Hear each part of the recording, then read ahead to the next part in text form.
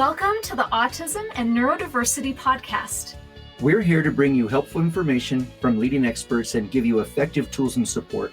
I'm Jason Grigla, a licensed counselor and founder of Techie for Life, a specialized mentoring program for neurodiverse young adults. And I'm Debbie Grigla, a certified life coach. And maybe most importantly, we're also parents to our own atypical young adults. Hello, I'm Jason Grigla, and it's great to be with you on the Autism and Neurodiversity podcast. I'm going to talk to you today about an aspect of emotional dysregulation that we experience all the time, but we probably don't talk about enough. And that is the pattern that is pretty common where our neurodivergent loved ones are experiencing over intense emotions, overstimulation, and the dysregulation that comes from being overly excited, too much anticipation, too much pressure to have a good time. And how many of us have experienced that birthdays or Christmases or vacations are so intense for anticipation and expectation and unknown and even pleasure and excitement and joy that they become overstimulated and dysregulated in too positive of a direction, which always ends up crashing. And it kind of reminds me of a tire that if it's underinflated, it'll overheat and break, and you'll get a ruined flat tire. And if you overinflate a tire, it actually also can heat up and wear in the wrong ways and also pop. So a tire needs to be at just the right inflation level, similar to our emotional regulation state. Being in the middle is the right thing.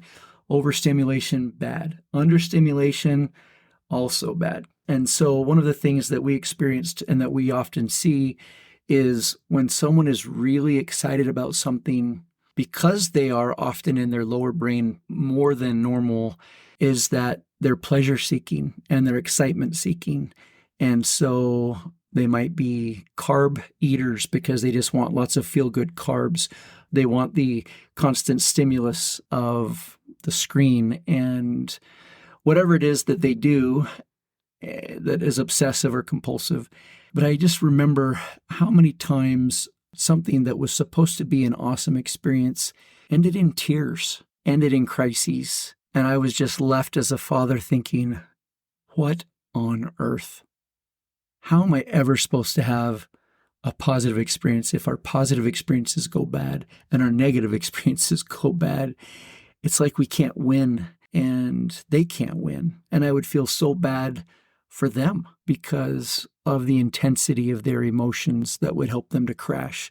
I always remember wanting to make Christmas big because it was big in my home growing up and I loved it. It was magical.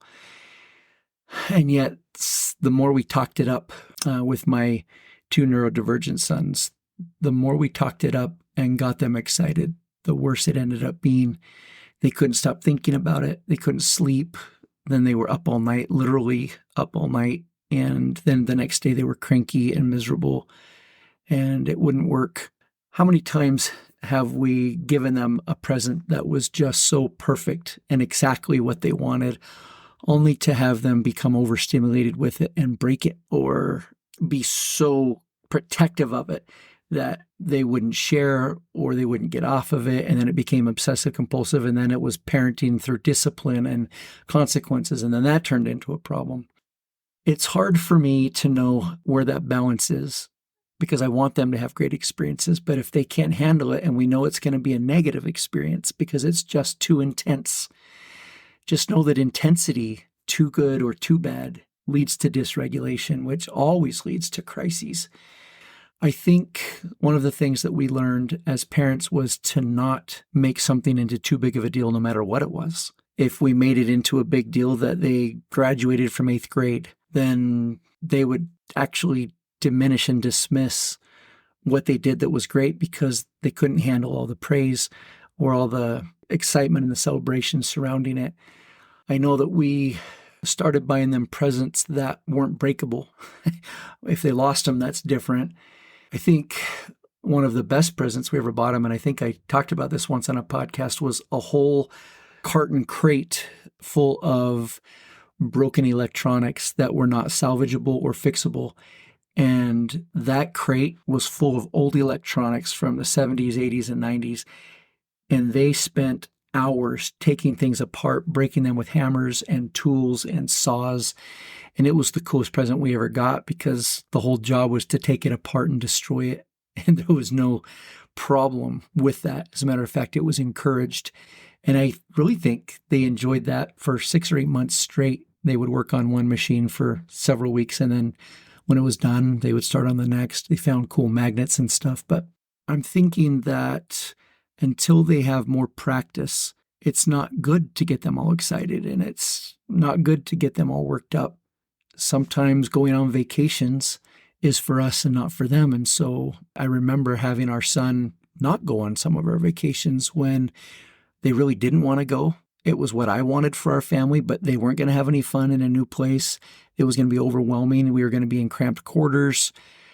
There wouldn't be Wi-Fi or cell phone coverage to keep them emotionally regulated on their screen, which I know sounds terrible, but it was a reality. Other times, it was great to just go out and in nature and go camping where they could just run and be free, and that was fine. Once they got used to the fact that there wasn't electronics, they looked under rocks and built forts and entertained themselves pretty good.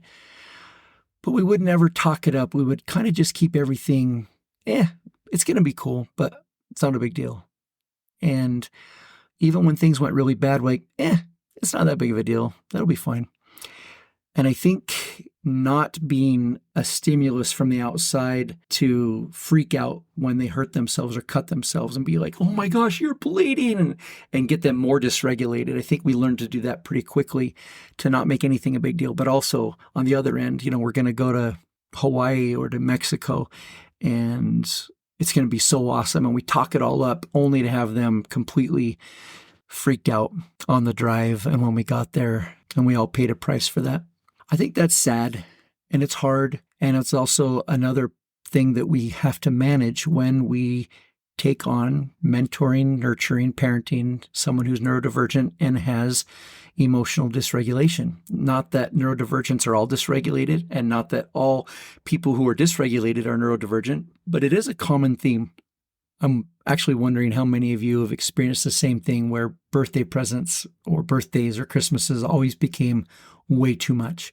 I'd love to have some emails and some feedback on that, or even some comments below in our podcast notes. So thanks for joining me today. We're going to keep coming with podcasts. Debbie and I have been really busy prepping our launch of a new app and a program for supporting and teaching neurodevelopmental mentoring. We're excited about it. We've been doing videos and writing the trainings for those. So that's been keeping us busy.